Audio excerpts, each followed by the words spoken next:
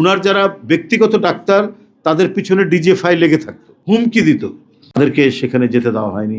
এবং ক্রমাগতভাবে আমাকে অনেক ডাক্তার বলেছেন যে উনার যারা ব্যক্তিগত ডাক্তার তাদের পিছনে ডিজিএফআই লেগে থাকতো, তাদের পিছনে গোয়েন্দা সংস্থাগুলো মানে ক্রমাগতভাবে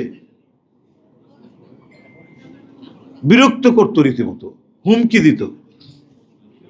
এই পরিস্থিতির মধ্যে তিনি থেকেছেন।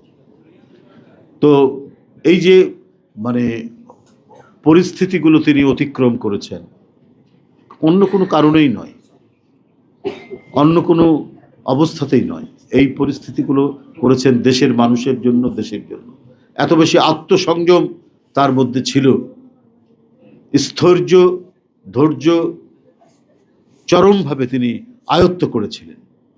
তাই বড় বড় সংকটের মধ্যে, শোকের মধ্যেও তিনি নিজেকে অটল রাখতে পারতেন এবং ওই সংকটকে মোকাবেলা করার তিনি প্রত্যয় জেগে উঠত। আমরা মনে করি, আমি আবারও বলি যে তিনি যে দৃষ্টান্তগুলো রেখে গেছেন, তিনি যে পথগুলো বানিয়ে দিয়ে গেছেন, আমরা যদি সেই পথ অনুসরণ করে চলতে থাকি তাহলে আমরা মনে হয় যে আরও সামনের দিকে আমরা এগিয়ে যেতে পারব। এবং তার যে বিবেচনা বোধ, তার যে চিন্তাধারা, এবং একজন রাজনীতিবিদ তার সঠিক সময়ে সঠিক সিদ্ধান্ত নেওয়ার যে ক্ষমতা, যেটা অসাধারণ ক্ষমতা ছিল দেশনেত্রী বেগম খালেদা জিয়ার মধ্যে।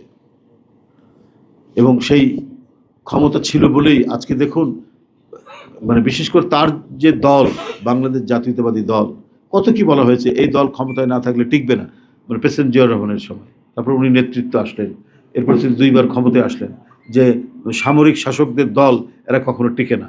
কিন্তু সেই সামরিক শাসকদের দল টিকে না যারা অন্যায়ভাবে গণতান্ত্রিক শক্তির কাছ থেকে ক্ষমতা নিয়ে দেশ চালাতে চায়। কিন্তু জিয়াউর রহমান ছিলেন গণতন্ত্র ফেরত দেওয়ার লোক।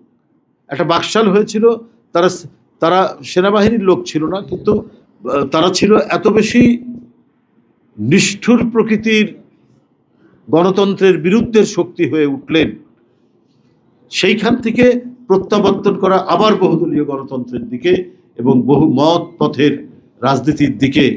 তো সেই ধারাবাহিকতার দল তো হচ্ছে এই দলটি। সুতরাং একে নানাভাবে দমন করা এবং মাটির সাথে মিলিয়ে দেওয়ার প্রচেষ্টার পরেও এটা সম্ভব হয়নি, কারণ যে এর নেতৃত্ব দিয়েছিলেন অটলভাবে এবং খুব শক্তভাবে দেশনেত্রী বেগম খালেদা জিয়া।